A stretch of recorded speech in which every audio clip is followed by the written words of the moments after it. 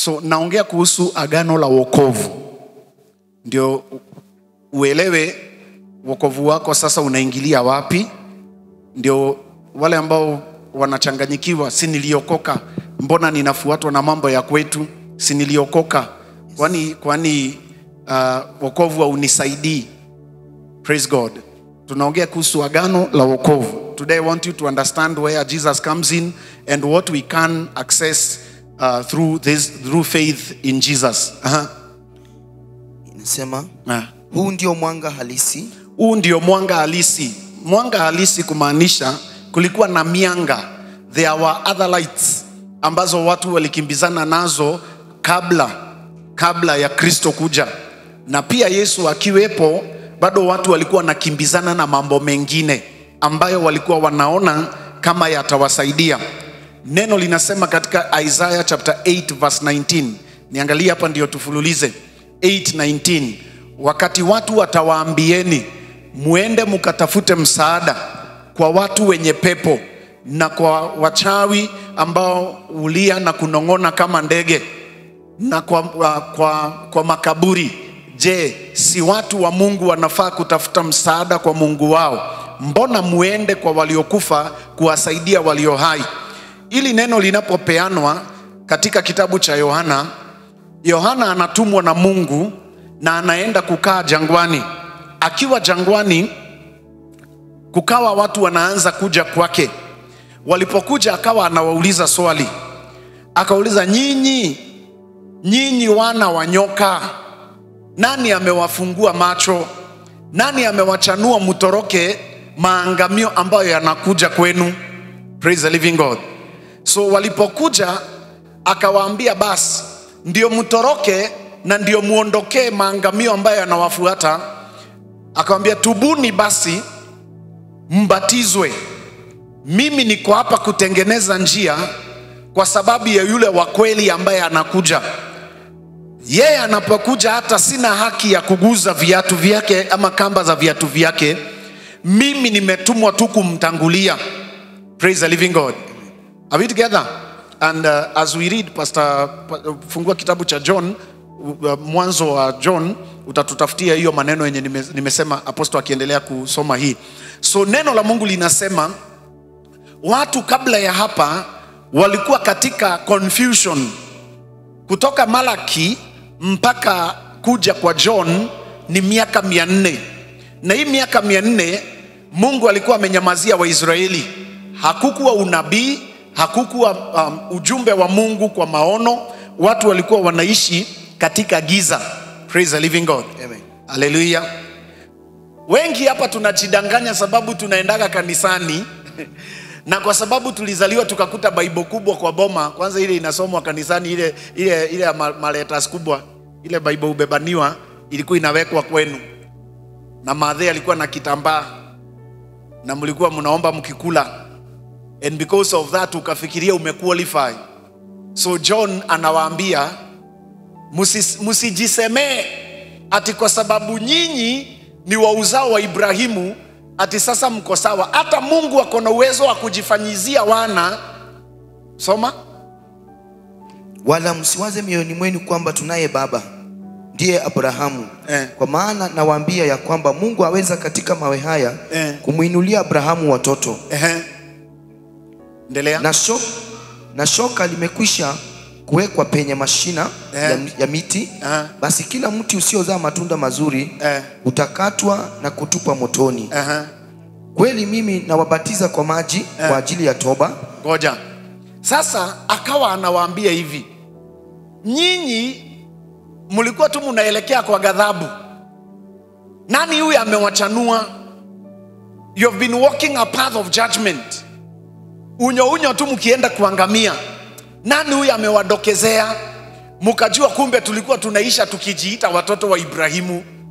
Kwani hamjui Mungu hata anaweza fanya mawe ajiinulie kizazi kwa mawe, nyinyi mubaki hapo mkijiita watu wa Ibrahimu? Hapo chini wewe ameeleza mambo kadhaa, but I'm more interested na hapo alifika akawaambia, basi sasa fanye hivi, anzeni kufanya matendo yanayoambatana na toba. Toba ni nini? Toba ni kurudi mahali unafaa kuwa. repentance. Wale wanajua kizungu, pent ni nyumba ya juu. Walikuwa wakijenga nyumba wanabakisha sebuleni inakuwa juu. Kizungu ndio inaitwa penthouse. Mumeshika hii ama kizungu imegeuka matusi tena? Sema penthouse. Penthouse. Kale kanyumba kanabaki pale juu. So ako kanyumba kajuu kwa Wayahudi hadi wa leo wakijenga nyumba zao huwa wanabakisha hiyo nyumba ya juu. So repentance inamaanisha ulikuwa juu ukashuka, sasa rudi pale tena. So John akaambia hawa Wafarisayo, akamwambia wacha hivyo mnafikiri juu mnajua masheria na nini ati mko sawa. Akamwambia kuna mahali ambapo mlitoka na mnafaa kurudi hapo. Are we together? So ndiye akamwambia basi anzeni kufanya matendo, wacheni kujijazia kwamba nyinyi ni wa Ibrahimu. Hata mimi ninapofunza ninawaambia acheni kujiita wa Kristo kwa sababu mlijikuta makanisani. Fanyeni jambo ambalo linapelekana na nyinyi kurudi juu. Nitarudia, fanya mambo ambayo yanaambatana na kurudi juu. John alianza na wao hivi, akawaambia ndio niamini, kujeni ni wabatize. Kule kubatizwa ilikuwa ni covenant, na ndio inaitwa the new covenant, ndio inaitwa the New Testament. Walikuwa waingie kwa maji, ishara ya kuonyesha kwamba nimejifanyia mimi agano. Wachana na Ibrahimu mwenye hatumuoni, wachana na familia yenye haiko, mimi nimejileta, nitaingia kwa maji. Akaweka agano, yani unakuja wewe mwenyewe unaweka agano. Hiyo ndio ilikuwa inaitwa ubatizo. Imeeleweka? They had to do something to confirm their repentance. Naeleweka? Praise God. They had to do something physically. Akuje afanye kitu. Ndio John anawaambia anzeni kufanya mambo ambayo yanaambatana na toba, ndio ijulikane kweli mumerudi pale munafaa kuwa. Ebu fanyeni hivi kivyenu, wachaneni na Ibrahimu hayuko. Ate sisi ni wa Ibrahimu, sisi ni baba yetu alikuwa kiongozi PCA, mama yetu alikuwa kiongozi wa guild, baba yetu alikuwa sijui anaongoza ibada za kijiji. Naambia wachana na baba yenu. Okay, do you see this pattern through scripture? Wakati Mungu anakutana na Gideon, anamwambia you are a man, but you are a great man of war, but you are a limited person. Wewe ni mtu mkubwa sana wa vita, lakini wewe ni mtu aliyezuilika. Hauwezi pigania Israeli hivi ulivyo. Akamwambia kwanza, hebu enda ukanushane na haya mambo baba yako alifanya, wewe nione na wewe kivyako. Wachana sasa na baba, hata baba hakuwa nyumbani. Hebu wewe basi jifanyizie agano wewe mwenyewe kati yangu na wewe. Wachana sasa na kusema wewe ni wa familia fulani. Njoo vunja hili agano la baba yako. Hiyo ni Judges chapter 6. Vunja hili la kwenu, kuja unifanyie agano mimi Mungu wako. Kutoka hapo nikutumie. Tumetoka kwa maboma ya giza. Tukiitwa kwa mikutano tutakuja kama Wafarisayo. Tutakuja tukisimamishwa kule mbali, tunaambiwa enyi watoto wa nyoka, watoto wa wachawi, munakuja wapi? Watoto wa waganga, nyinyi munakujia nini hapa? Sisi tutasema hapana, sisi si watoto wa wachawi, tunakuaga watu wa kanisa. Tazama, ngoja, nani ajui nyinyi ni uzao wa nyoka? Nani ajui nyanya zenu na baba zenu ni nani? Na juu hakuna siku nyinyi mumekuja kujiwasilisha kivyenu, munaambiwa amfai hata kuja kwa hii meza, hiki chakula sio chenu. Munajiita watoto wa Ibrahimu, sawa, lakini fanyeni basi matendo ya kuonyesha nyinyi ni watoto wa Ibrahimu. Akawaambia njoo, sitawafukuza, ingia kwa maji. Akawabatiza, akawaambia hiyo ni kionjo, nimewabatiza mufanyike wa Yesu, lakini yeye akija atawafanyia ubatizo wa pili, atawajaza roho. Sasa hamtakuwa na huyu roho anawapeleka kwa dhambi na kwa uovu. Sasa mtakuwa na ule roho wa Mungu ambaye siku zote ndani mwenu atakuwa analia aba aba, yani Mungu ndiye baba. Hamtakuwa tena na hii roho ambaye inaongea kwenu kukiwa na shida, inakuita kwa kaburi. Juu kwa sasa nyinyi ni watoto wa hiyo roho, na ndio mnatembeleagwa na watu wamekufa wakiwashauri, sababu mulienda kwa mizimu. John akasema, tazama mwanga wa kweli. Kwa hivyo kuna mianga ya uongo. This is John chapter 1.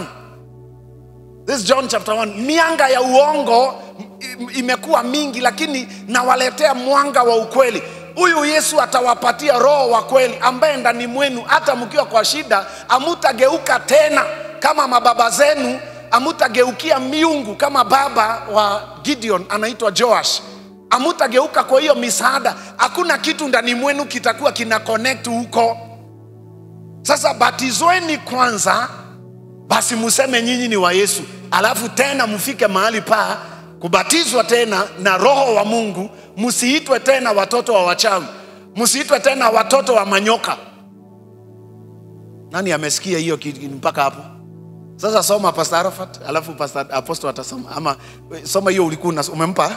Hebu soma hiyo Philippians. Hiyo ulikuwa Matthew, yes. Matthew mimi chapter 3. nawabatizeni kwa maji. Mimi nawabatiza kwa maji kuonesha mmetubu, kuonyesha kwamba mmekubali kutubu. Lakini anayekuja baada yangu. Ngoja kitu ingine tena kwa wale wanafuatiliaga neno nikifundisha. Angalia ukombozi wa Gideon tena katika Judges chapter 6 utajisomea. Mara ya kwanza Gideon, kitu cha kwanza ni yeye mwenyewe kuungana na malaika wa Mungu ambaye alitumwa. Akamwambia, kama nimepata kibali mbele zako, usitoke hapa, nikuchinjie. Are we together? Akatengeneza dhabihu, malaika akaja akaiguza kwa fimbo. Mnakumbuka? After that, alipoonyesha kwamba yeye ako tayari kutafuta Mungu, hapo ndio Mungu sasa alimualika katika ukombozi wa maisha yake na familia yao. Wengi tulikwama hapo pa kwanza. Pa kutafuta ukombozi wengi hawatafuti, wengi tulikwama hapo pa nimempokea Kristo. Na hapa ndio neno linasema nimewabatiza ubatizo wa toba. Hiyo ni kama hiyo ya Gideon ya kwanza. Lakini Gideon after that, after amechinjia malaika, bado alibaki amefungwa. Lakini alibaki ameingia agano na malaika. Huyu malaika ni alianza kumpeleka mbele za Mungu, akimfunulia cha kufanya.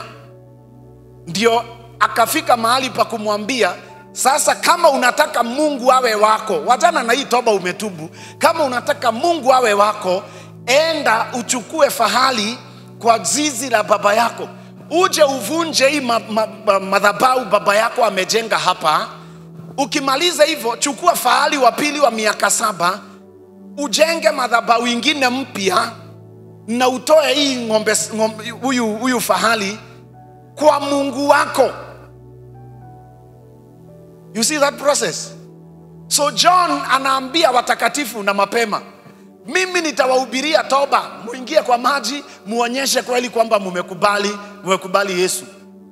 Lakini after hiyo, hebu tafuteni kujazwa roho wa Mungu. Sasa mumtafute Roho Mtakatifu. Hebu soma hapo chini. Lakini anayekuja baada yangu ambaye ni Yesu, ana nguvu kuliko mimi, ana nguvu kuniliko, nami sistahili hata kubeba viatu vyake. Yeye atawabatizeni kwa Roho Mtakatifu na kwa moto. Ngoja, yeye atawabatiza kwa Roho Mtakatifu na kwa moto. Filipo alienda kufanya hii kazi ya John kwa mji ambao ulikuwa umekaliwa na roho wa uchawi. Mji unaitwa Samaria. Akahubiria watu. Alipohubiri watu walimwamini na wakaamini neno. Walipoamini wao walianza kutubu, wakaanza kupokea mafundisho, wakaanza kufunguka. Are we together? Lakini Filipo hakuweza kuwajaza Roho Mtakatifu. Akatumana Petro aje Hawa watu washaokoka wote. Sasa kuja uwajaze, sababu hapa wamekuwa wamejazwa roho wa uchawi. Walikuwa wamekaliwa na mtu anaitwa Simon, na walikuwa wanaenda kwake anawaganga. Wajana na vile mlisoma Bible shalom, soma deep. Biblia inasema walikuwa wamemuinamia, walikuwa wamemtambua. Yeye ndiye alikuwa analeta solution za kiroho kwa mji wa Samaria. So walikuwa wanasema hii ndio ile nguvu kubwa. Na neno linasema alikuwa amewashangaza wote, wakubwa kwa wadogo. So anyone mwenye angekuwa na mtoto mgonjwa Samaria, alikuwa anaenda wapi? Ongea, alikuwa anaenda kwa Simon. Kwa hivyo Simon alikuwa na mahali. Biblia inasema alikuwa, hii ni kitabu cha Matendo ya Mitume mlango wa 8. Alikuwa ameshangaza watu wote kwa uchawi wake. So everyone who used to go to him because he had a spirit of witchcraft. Isaiah 8:19. Wakati watu watawaambia muende kwa mtu mwenye pepo. Are we together? So walipotaka msaada kijijini Bomet, kuna mahali walikuwa wanaenda. Walipokuwa wanataka msaada Murang'a, kuna mtu walikuwa anaenda kwake. Wangeona ng'ombe ziko na shida Ukampani, kuna yule walikuwa wanaenda kwake. Hiyo ndio roho ilikuwa inawatawala, na hiyo ndio mwangaza wao. Na ni wazazi wetu, na wengine hata si wazazi, ni sisi. Tulipokuwa na shida tulikuwa na kule tunaenda. Naeleweka? So tulipopokea injili tunafanyika kama wale watu Samaria. Tukachangamka, tukapokea injili, tukafurahi na tukaamini, na hata tukabatizwa mpaka kwa maji. Ukiachia hapo haujajisaidia. Are we together? Philip alipomaliza kuwahubiria na wakakiri, akawaambia hii yote inafanyika kwa sababu ya Yesu, akaita altar call, waliokoka. Alafu akagundua wameokoka na wako na roho wa uchawi, amewakalia. Akaita mwenye ataweka roho wa Mungu ndani mwao, akaita Peter akashuka Samaria, akaja watu wakajazwa roho wa Mungu. Simon ule mchawi akaona kwamba watu wanaekelewa mikono wanajazwa roho mwingine. Are you together? Akakimbia na pesa, akaambia Peter, sinikupatie pesa hata mimi unipe uwezo wa kujaza watu huyo roho. Peter akamlaani, akamwambia ulaaniwe wewe na pesa zako, kwa kufikiria neema ya Mungu inaweza badilishanwa na pesa. Kisha akamwambia, kwa maana nimeona ndani ya roho yako umejaa uchungu. Uchungu kwa nini? Kumekuja roho mwingine, sio yule nilikuwa najazaga watu. Watu wengi hapa tuko makanisani, lakini hata ile roho ya uchawi inaongea, na usinibebe vibaya. Ile roho inaongea ndani yako kama hujakombolewa. Wivu yenye inakutawala, hauna tofauti na nyanya yako. Alimaliza watu na uchawi ya nyungu, wewe unamalizaga watu na uchawi ya maombi. Haukukubali agano la kwanza livunjwe kwako. Unashanga nimeokoka, lakini kama kuna mtu mdomo yake ni ya kuharibu maisha ya watu, ni mimi. Usherati ijaitoka. Actually unajua tu ni vile tu kuna mwangaza hapa. Inakuita, inakusukuma tu hivi. Shetani ashindwe. So John anawaambia, mimi nawabatiza ubatizo wa one ni kama registration, kwamba nyinyi mko willing kuanza safari ya ukombozi, mutolewe roho wa nyoka. Aliwaita watoto wa nyoka. Sasa muwekwe roho mwingine ambaye ni roho wa Mungu, na mwenye atawaweka huyo roho akawaambia ni Yesu Kristo. Mimi hata sina nguvu kama yeye, hata mimi siwezi hata guza, sistahili hata kuguza viatu vyake. Nani ameelewa neno sasa hapo? Thank you. Soma. Haya, nisema hivi. Yeye anashika mkononi chombo cha kupuria nafaka. Ili aipure nafaka yake. Akusanye ngano yake galani. Na makapi ayachome kwa moto usiozimika. Wakati huo Yesu alitoka Galilaya akafika katika mto wa Yordani, akamwendea Yohane ili abatizwe naye.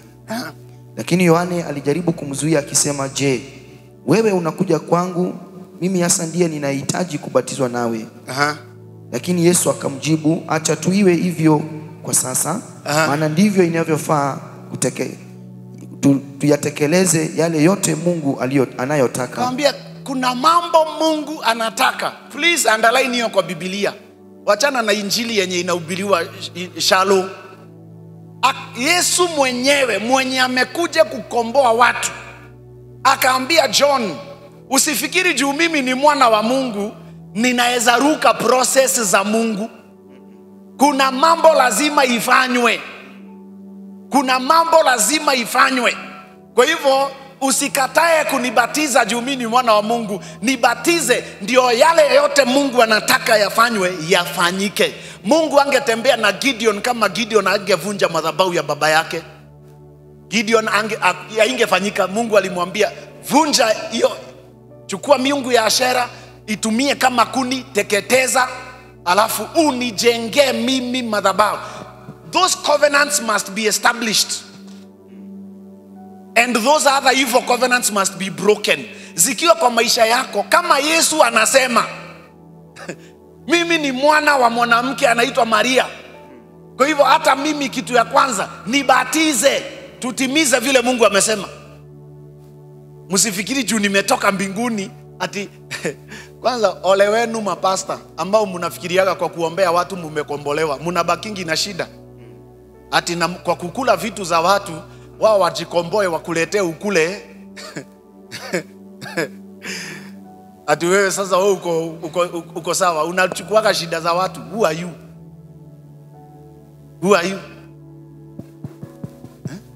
Swali nauliza, kwani wewe kama Yesu mwenyewe anaogopa kuvunja sheria, who are we?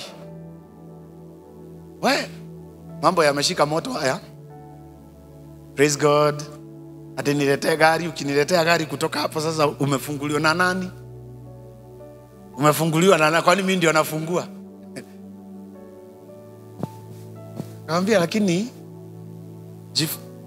yani akamwambia tufanye hii ya kutimiza kile Mungu anataka. Hebu nisome na underline your statement for me. I will need it later. Exactly the verse you're reading, and then we go back to John chapter 1 from verse around 7 there. Soma. Inasema maana ndivyo inavyofaa tuyatekeleze yale yote Mungu anayotaka. Hapo Yohane alikubali na John akakubali kumbatiza. Yes. Alipombatiza, I want you to see things here. Hata tungeruka a very important verse. Alipombatiza, what happened? Mara tu Yesu alipokwisha kubatizwa, alitoka majini, akatoka kwa maji, na ndio nikasema hii ni shallow. Hii ingine inasema alipoingia kwa maji kukatokea ishara ya njiwa kutoka juu na sauti ikisema, huyu ndiye mwanangu ambaye moyo wangu unapendezwa naye. But soma hiyo tu yako ya Mathayo. Na kumbe mbingu zikafunguka. Akaona Roho wa Mungu akishuka kama njiwa na kutua juu yake. Sauti kutoka mbinguni ikasema, huyu ndiye mwanangu mpendwa, nimependezwa naye. Ngoja. Si Yesu alikuwa mwana wa Mungu? Roho wa Mungu alikuwa wapi? Have you realized up to this point Yesu hajaponya yeyote? Have you realized mpaka saa hiyo hakuna mtu amekombolewa na Yesu? Was he a mature man? He is 30 years old. Yes. Are you together? But he has not saved anyone, he has not delivered anyone until a covenant is established. Nor prayed for anyone. Gideon is a mighty man of war, but he is not going to save anyone until a covenant is established and another one is broken. You are a savior wa familia yenu, but you can't save them until a covenant is broken and a new one is set up. Ule atanielewa atakuja siku moja kusema, pastor uliokoa maisha yangu. You can do this at 90 or you can do it at 20 or at 10, the day you understand. Yesu ni mwana wa Mungu. Akiwa mdogo miaka 12 anafunza watu kanisani. Anashangaza watu na ufahamu. Roho wa Mungu ako ndani yake, lakini something is not happening. He is not activated to save anyone. Haezi komboa mtu, haezi okoa anyone, haezi ponya yeyote. Ile siku kuliwekwa agano na akaambia John, wacha kunizuia, najua kile nafanya. I must establish a covenant between me and my God today, mbele yenu. Akaingia kwa maji. That was the day he made his personal covenant. And that is the day the Spirit of God came from above. Akashuka juu yake na Mungu akaongea akasema, na yule sasa ndiye mwanangu ambaye moyo wangu unapendezwa na yeye. Alipotoka hapo kwa maji, alitoka hapo huyo Roho wa Mungu akimpeleka jangwani. For 40 days akaenda kujaribiwa. Alipotoka alirudi kufanya miujiza. Imeeleweka? Gideon, ndani mwako wewe Gideon, ndani mwako uwezo mkubwa, maono makubwa, lakini kuna agano limewekwa ambalo linazuia anybody wa hiyo jamii ya mzee anaitwa Joash. Kuna agano linazuia area mzima, kwamba nyinyi simulisema mtakuwa mnasaidiwa na Simon, simulisema mtakuwa mnasaidiwa na miungu ya Ashera, lakini yule anataka basi kukomboa hawa watu, aje mwenyewe ajivunjie lile agano la Ashera, ajijengee mbele za Mungu agano jipya kama Yesu alivyofanya. Akishafanya hivyo, basi ataweza kuokoa Israeli, ataweza kuokoa kijiji, ataweza kuokoa familia yao. Woe unto you if you become a pastor and you are fighting this revelation. Utakuwa unahubiri ukipigwa vita uwezi maliza. Mimi hakuna pepo yenu hapa inaweza kuja kunisumbua. Wa nini? Navunja kwenu mambo nimevunja kwangu. Why? I must first of all believe. Yesu lazima kwanza aamini ili agano ambalo anakuja kufunza watu. So he made himself a member of the kingdom number 1, card number 1. Hata hapa membership card number 1 inakuwaga yangu 001. Siwezi ambia watu wafanyike member wakitu mimi si member. Are you together? Ukienda Equity Bank, member number 1 anaitwa nani? Anaitwa nani? Member 001 anaitwa nani? Mwangi. Bana. Munga. Anaitwa Munga. Huyo ndiye founder wa Equity. Praise God. Kienda Family Bank kuna ule mzee mwingine. So Yesu anakuwa member number 1. Anasema nibatize. Tusije tukaanza kuambia watu wa familia wachaneni na hii, wachaneni na hii, na sisi wenyewe lile agano linaongea kwa brother yako mlevi, ndilo agano linaongea kwako pastor. Naona vile mumegeka. Kama hakuna ule amevunja, kama hakuna ule ameweka jipya, basi ni nini inaongea? Enda John chapter 1, mahali ulikuwa umeanza kusoma. Mwangaza, huu ndio mwanga halisi, mwanga unaokuja ulimwenguni kuangazia watu wote.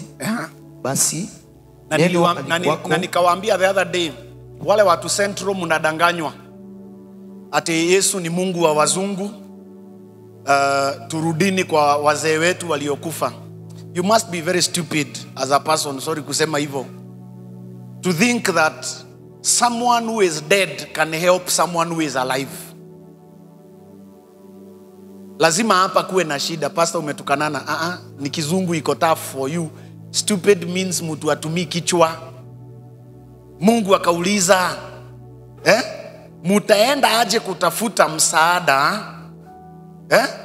kutafutia mtu ako hai msaada kwa mtu amekufa. Okay. Please. Tuambiane tu kweli. Ni nini unaweza pata kwa kaburi? So huyu mwenye anatuambia Yesu ni Mungu wa wazungu, turudini tena tuchinje mbuzi, na they know what they are doing.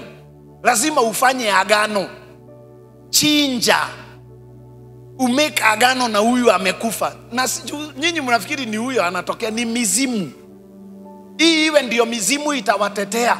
Wachaneni na huyo Yesu ni mzungu. Nimesema hivyo juu hapa neno linasema na huyu ndio mwanga halisi. Wachana na hiyo yenu mnaita ya kabila yenu. Mwanga halisi wa dunia yote. Mwingine akasema si tunasema ni Mungu wa Israeli. Mimi actually simchukuliagi akiwa Mungu wa Israeli. Neno linasema he is God of all the earth. Number 2 inasema he is God of all flesh. Mungu wa wote wenye mwili. Tunakubaliana Yesu si wa Waisraeli. Ni vile leo ukiwa uko na eka 10 za shamba, unaweza lima zote. Si kuna mahali ya kwanza itagonga. So ingegonga Afrika ama igonge wapi? Ni vile in Israel that was central. Ilikuwa ni mahali katikati. Hapo ndio ingekuwa rahisi kuenea. Sasa ingeanza China, ingefika huku mwisho lini hata mungejua kuna wa China nyinyi. So si ati Mungu anapenda Waisraeli anachukia wengine, hapana. Ni alianza pale ndio ienee. May that understanding come to you. Usidanganywe, Yesu si wa kabila fulani. Yesu ni wa watu wote. Hebu soma hapo, umesoma pasi. And as I say this, may Jesus be glorified in your own understanding. Basi neno alikuwako ulimwenguni, na kwa njia yake ulimwengu. Nilikuwa nataka urudie hapo kwa sehemu nilikuwa na emphasize hapo. Huu ndio mwanga halisi, mwanga unakuja ulimwenguni na kuangazia watu wote. Endelea sasa. Basi neno alikuwako ulimwenguni, na kwa njia yake ulimwengu uliumbwa, lakini ulimwengu haukumtambua. Alikuja katika nchi yake mwenyewe, nao walio wake hawakumpokea. Lakini wale waliompokea, wale waliomwamini, aliwapa uwezo wa kuwa wana wa Mungu. Ngoja hapo. Rudia verse 12 again. Lakini wale waliompokea, so ati alikuja kwa walio wake, hawakutaka kuweka agano na yeye. Hawakutaka mambo yake. Mnakumbuka akisema nimekuja sikuweza kufanya miujiza kati yenu kwa sababu mioyo yenu haingeamini. Lakini kuna wale wamenipokea ambao sio wa kwetu na ninafanya miujiza kwao. You remember that? So na ndiye akasema, na kweli ile methali ya kitambo ni kweli kwamba nabii akubaliki kwao. So hapa neno linasema lakini hata walipomkataa. Actually kama kuna mahali ukitaja Yesu unaweza pigwa mawe ni Israel. They don't believe. Unasikia? They don't believe. Actually Palestine ni wa Kristo. Israel ni Waislamu. Israel wengi ni Waislamu na Judaism. Hata msikiti kubwa iko wapi? Wajana na ya Mecca iko wapi? Jerusalem. Al-Aqsa. Wa Palestina ndio wa Kristo wengi kuliko. Paulo akaeleza akasema ni Mungu kwanza amewafunga macho wa Israeli ndio dunia kwanza ijue Mungu kisha watakuja kufunguliwa. That is Romans. We can't go into that right now. Now, let's go back to this ndio muelewe mahali maisha yetu inaingilia. Sipendi kufunza kitu kinakaa kama kiko mbali. Muelewe na sisi ni wapi tunaingilia.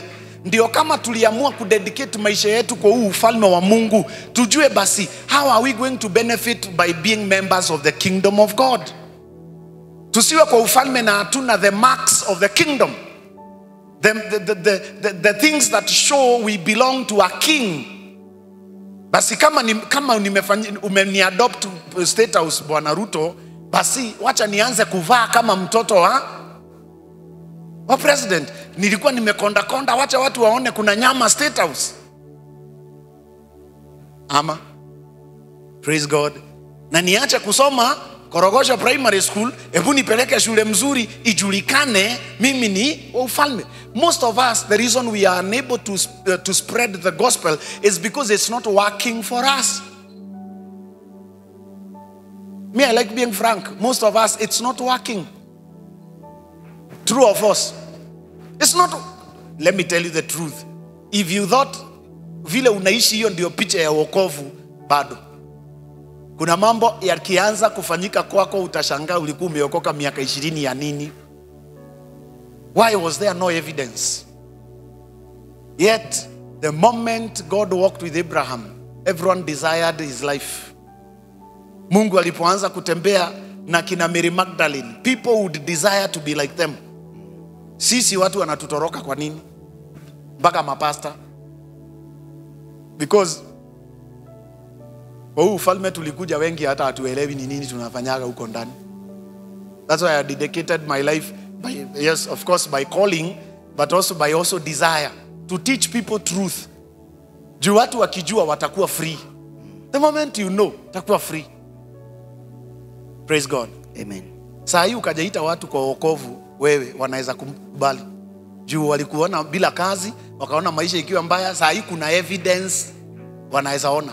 Ukajawaambia brother twende nawe kanisani hata kufuata. Wengi hapa ukiita mtu akufuate hata haezi taka. That's a bitter pill to swallow. Hebu meza ni chungu lakini meza. Meza hiyo ni uchungu lakini wengi hawezi kufuata, tukianza hata na watoto wako. Your own children. Haezi taka huyo Mungu. Lakini after this watapenda huyo Mungu. Juu shida si Mungu, shida ni nani? Sisi. Na juu ni rahisi kujibadilisha sisi. Ni rahisi sisi we position ourselves properly na utaona Mungu akianza kumanifest in your life. Praise God. Amen. Now, the Bible says this. He came to his own, but his own rejected him. Are we together? Then it says something very nice in verse 12. But for as many as have believed in him. Wachana na wale walimkataa. Wale wote ambao walimkubali, aliwapa uwezo wa kufanyika wana. He gave them the power to become children of God. Underline your children. We were not children of God. We became by covenant. Ulikuwa mtoto wa mama fukara Ukambani, ukaolewa State House, ndio ulianza kuitwa mtoto wa tajiri. Sorry, lakini ni ukweli. Umeiona mtu ameolewa na tajiri? Wewe unasema pastor mimi ndio nilienda kwa maskini. Sawa.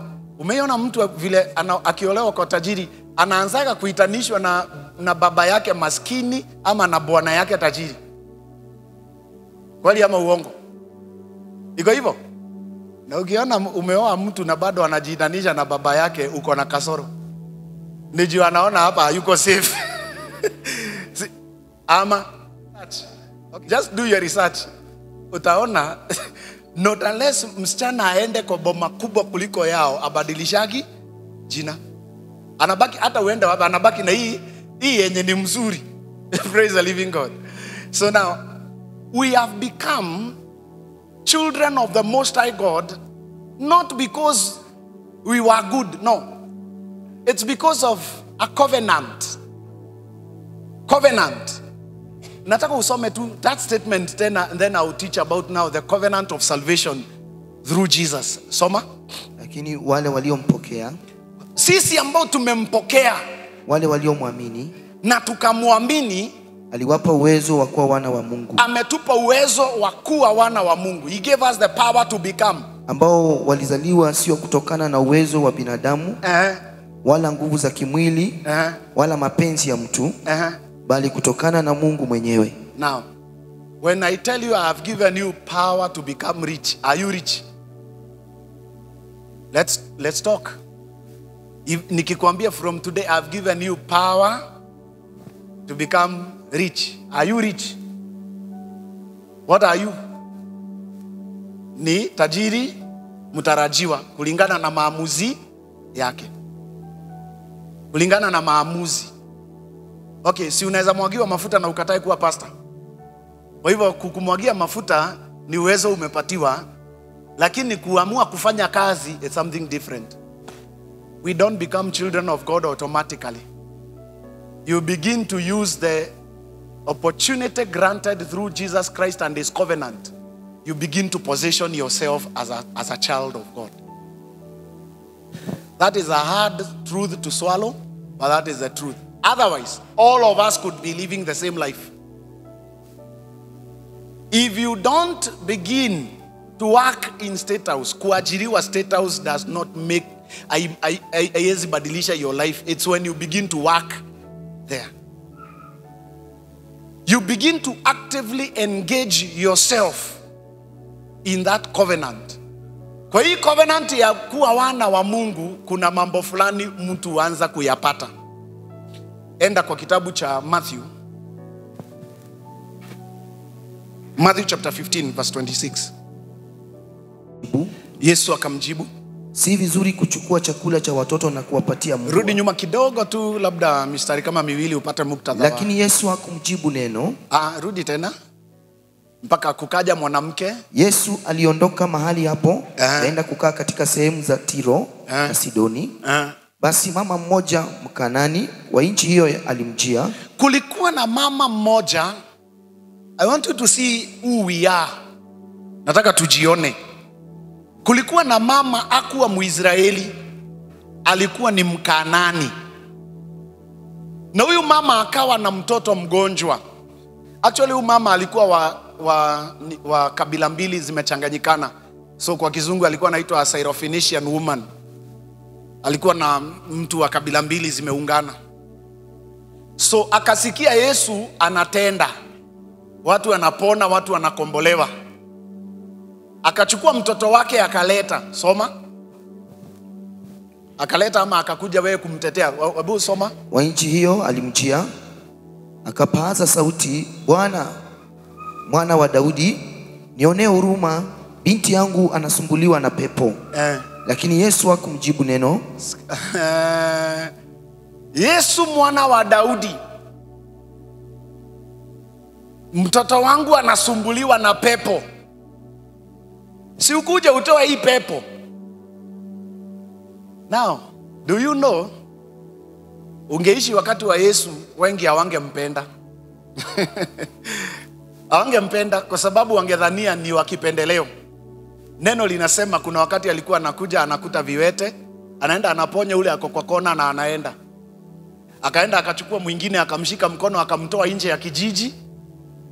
Akamwambia, akaangalia juu akasema, Father, akafunguka akamwambia enda na usiambie watu. Akaenda. Hakuacha vipofu kwa mji. Hakuacha viziwi kwa mji. Ni nini ilikuwa inafanya mmoja apone wengine waachwe? I want you to see something hidden here. Kumekuja mama ako na shida zenye Yesu anasuluhisha. Actually hakuna pepo ingeresist. Zilikuwa zinatoka kwa kumuona. Mbona hii haitoki na inamuona? Lelo paya. Wengine Yesu aombei. Pepo zinamuona zinaenda. Hii mbona itoki? Unakumbuka Yesu alikuja akakuta mzee ako na mtoto ako na pepo. Pepo ikaangusha mtoto chini ikabingiria alafu ikalia ikatoka ikaenda. No argument, no fighting. Why? Haikuwa na haki. Hii tumeambiwa ni mtoto wa mama Mkanani. Mkanani ana miungu yake. Unatoa pepo yake aje? You think it's all about power? No, it's about legal ground. Jesus did not have a legal ground kwa huyu mama. So hangemsaidia. Because naye mama alikuwa na miungu yake. Hauwezi toa pepo kwa mtu ambaye tayari ako na covenant na pepo. You can't. I am a pastor, I fast, I pray more than all of you combined. But I can tell you, there are demons that I can't cast out until you allow the demons to live. Pastor, umenivunja moyo. Rewind and come again. Kukaja mwanamke. The Bible never wastes. Waste maneno. Ukiona neno lolote limeandikwa, neno linasema including a comma, iko na kazi yake. So hebu read again that statement.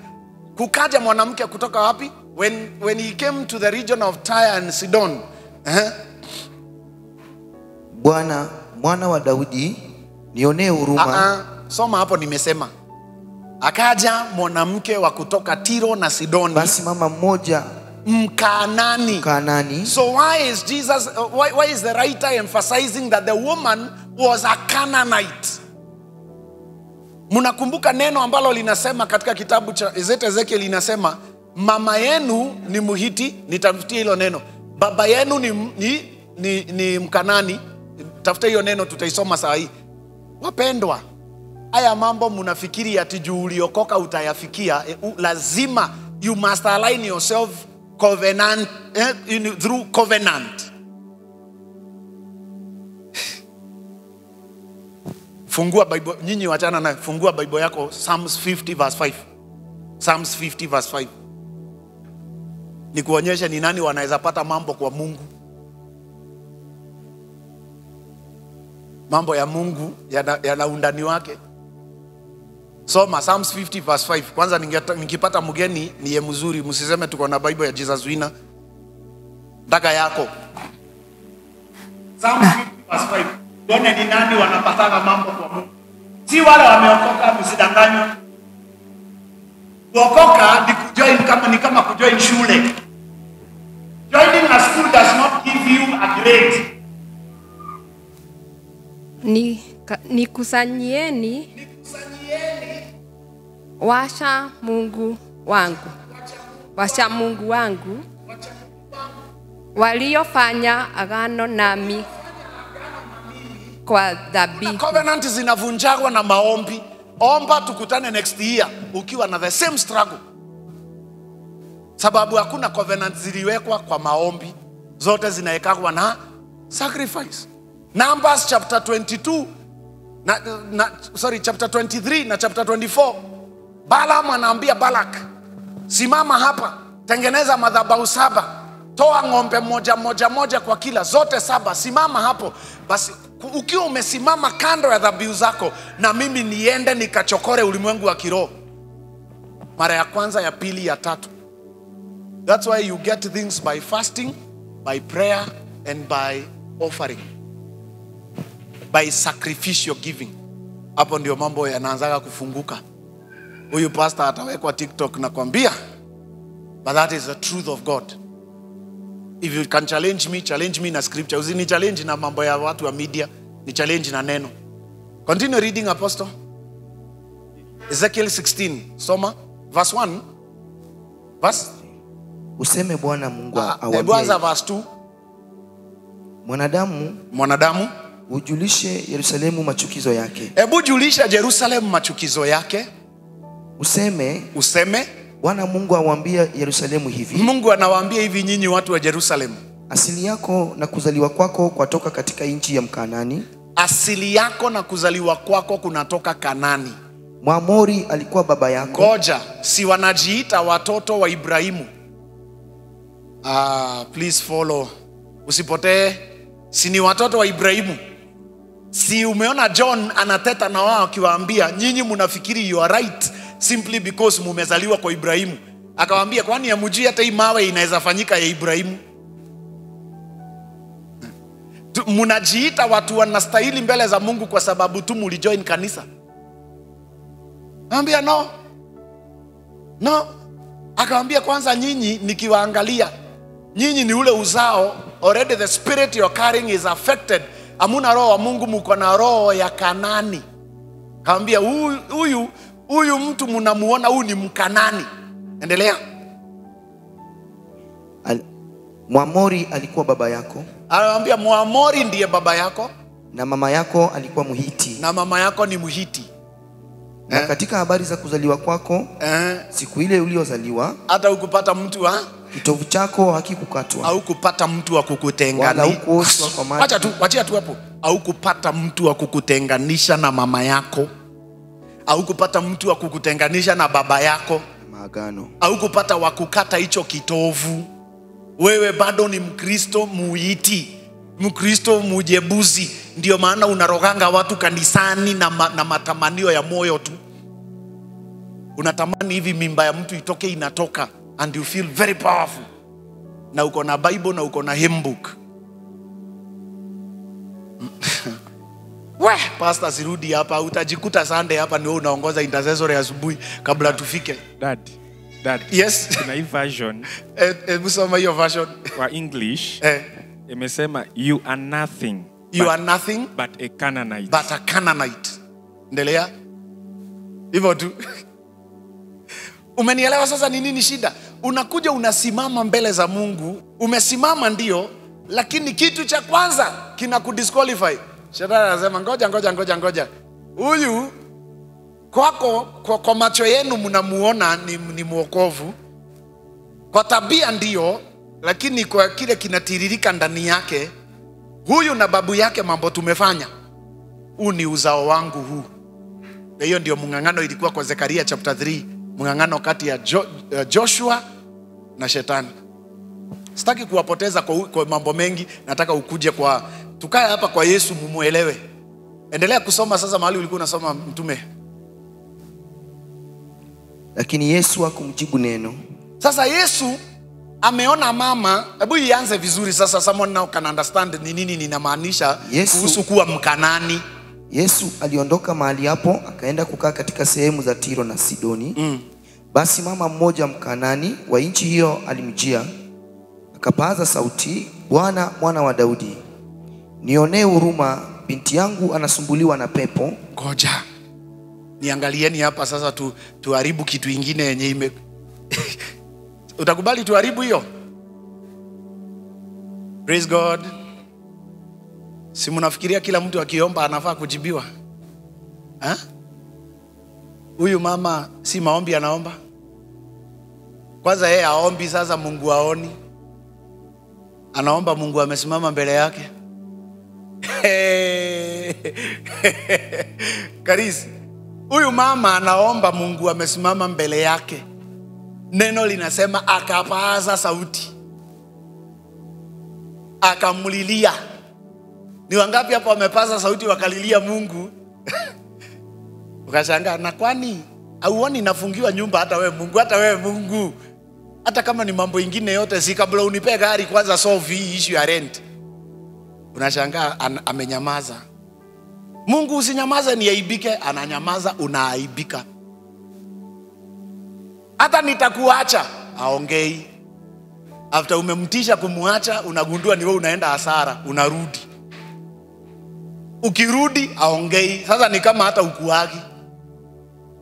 Siko wale wadada wanatisha, ulipewa mwanaume kichwa ngumu, ama ulichukua mwanaume kichwa ngumu mwenye ukiwa hapo ako the same. Ukijichocha ati wacha niende, akutafuti. Ukirudi akukaribishi na akufukuzi. Sasa ni kama yeye tu anakuja jioni, anafungua nyumba, anaingia, anakula, anaamka, anaenda. Kama uko na huko. Sasa wengine wanasema, yani nimeenda, yani pastor, nilitoka kwangu ndio nione kama atanitafuta. Hanitafuti, nakwambia rudi tu. Praise God. Sasa huyu mama anaomba, na aombi Mungu mwenye anatafutwa mbali, anaomba Mungu amesimama mbele yake. Na kuharibu maneno, anaomba Mungu ameona. Kwani unadhani alikuja kwa Yesu kama ajui Yesu anaponya?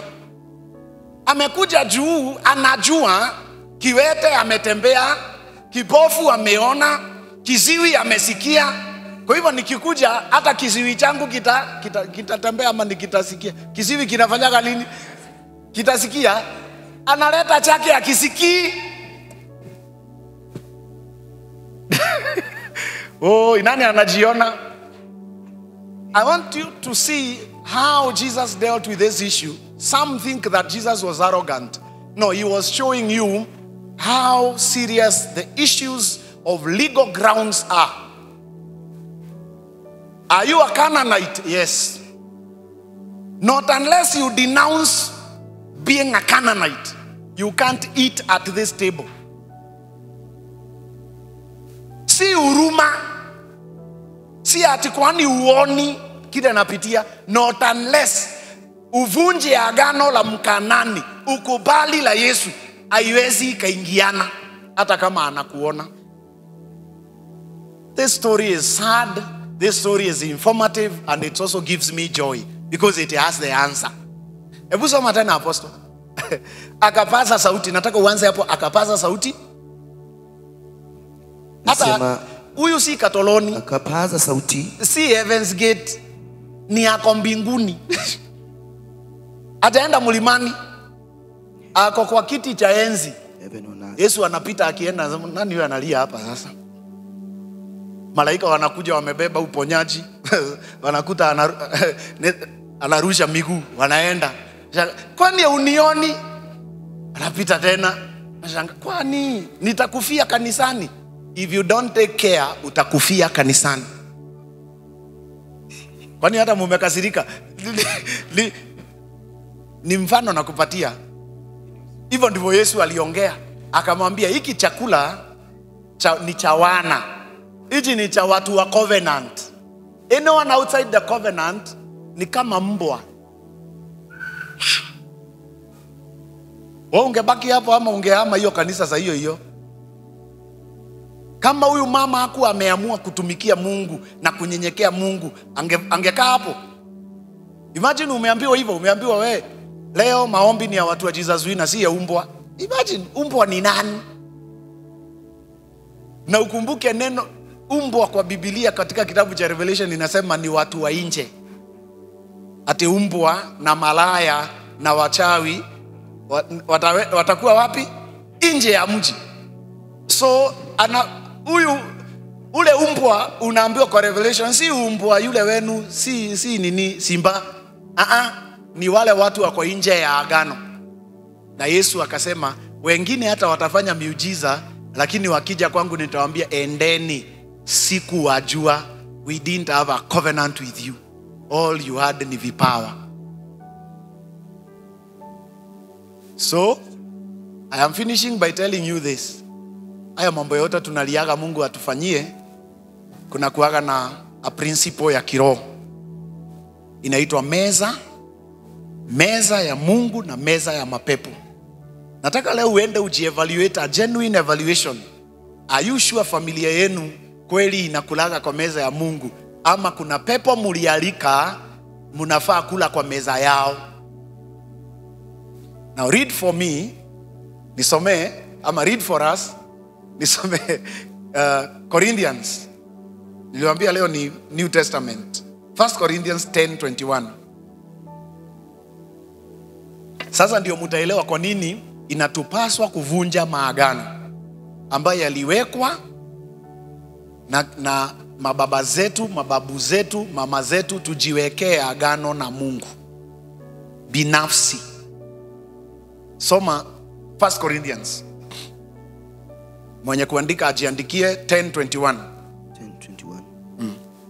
Hamwezi kunywa kikombe cha Bwana na kikombe cha pepo. Haiwezekani wakati wowote ule mwanadamu akashiriki kikombe cha Mungu na pia akashiriki kikombe cha pepo. Hamwezi kushiriki katika meza ya Bwana. Wacha mbio. Wapendwa, mambo tunadhani ni madogo kwetu, kwa Mungu ni mambo serious sana. Because he is not a covenant breaking God, he is a covenant keeping God. Hawezi jilazimisha kwa watu mpaka watu wenyewe waamue watavunja agano ambalo waliweka ndio waweke na yeye agano jipya. For example, ile siku ambayo David walikutana hivi na Abigail, do you know walipendana? David aliona huyu mwanamke hivi, okay, ndio huyu mwanamke akubali kusaliti bwana yake kwa David. Hakuwa anaona huyu ni mwanaume kuliko bwana yangu. Juu alianza kumwambia bwana yangu ni mjinga kama jina yake. Ndio wafike kuongea hivyo. Unajua Bible itaandika kila kitu. each of them saw a potential marriage partner. David aliangalia akauliza, hekima kama hii inaweza toa wapi na ihitaji state house? Abigail akajiuliza, nilijifunganisha na mwanaume mjinga na hawa wakiwa. Lakini do you know, hakuna vile David angeambia Abigail, nitakutoa kwa hiyo shida ya mwanaume mjinga. Why? Kuna sheria, mumeoana. Lakini kama unaweza jitoa kwa Nabal, ukuje nitakuoa. Na hata hakukuwa udhoni. Nabal alikufa tu hivi, pa, agano la ndoa likavunjika. Immediately, hata hakuna wengine unasikia alienda akapigana vita, akakuja akaleta mahari. Hii hakuna mahari, ni akamchukua. God is always ready to take us. Anaona tukiteseka kabisa, but we have chosen other tables, other cups, na uwezi kunywa zote mbili. This is why our families remain in church but not in God. Ikiwa bado yule muganga mulienda mukampelekea ng'ombe ama kondoo ama mbuzi, akawainulia roho ya kuwa inalinda boma, ikiwa bado huyo ndio mlinzi wenu, uwezi shiriki meza zote mbili. Na mwenye atataka kwa hiyo familia atokee aanze kula kwa meza ya Mungu, lazima kwanza aende aharibu na atenganishe maisha yake na ikiwezekana familia, kama Gideon, that is Judges 6. Kama ataweza kufanya, basi Mungu atapata nafasi, juu utabaki mtu wa meza moja. Uwezi kuwa bibi wa David na uwe bibi wa Nabal, lazima moja iishe. Amen. Kaa nayo utaleta tukimaliza maombi ya mwisho. Ninaeleweka? So neno katika Wakorintho wa kwanza linasema hivi: you cannot partake of the cup of demons. Mbona inasema cup of demons? Kuna msaada wa mapepo, wapendwa. Isaiah chapter 8 verse 19. Kuna watu shetani ameweka kwa katikati ya watu, wawe wanapeana msaada wa mapepo kunasa roho za watu. Huo msaada ndio hata unakuwa karibu na haraka zaidi kuliko wa Mungu. Juu ya Mungu iko na kujitakasa, ya Mungu iko na kukaa vile anapenda, ya shetani ni haraka sana. Leta picha ya familia, leta kuku mweusi, leta nini. Our parents did not have the level of knowledge we have today. They fell for it very easily. Kikombe cha mapepo kikaletwa nyumbani. Linda boma, katakata watoto wasirogwe. Kuna mama anaangalia watu na akona ile tunasema akona jicho, akiangalia watoto nywele inaanguka. Kwa hivyo paka wangu hii. Mnajifanya hii mambo ilikuwa inafanyika Tanzania, lakini ni hapa. Kweli ama uongo? So ikiwa kwenu hicho kikombe bado kiko kwa meza, Mungu hawezi ekelea kikombe chake hapo hata mkiokoka.